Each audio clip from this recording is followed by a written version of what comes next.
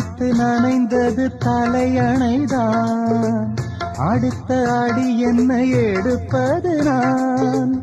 படுக்கை விரித்தது உனக்கெனத்தான். இடுப்பை வளைத்துணை அணைத்திடத்தான். நினைக்க மறந்தால் தனித்து பறந்தேன். நினைக்க மறந்தால் தனித்து பறந்தேன். மறைத்த முகத்திரை திறப்பாயோ? திறந்து அகச்சிறை இருப்பாயோ?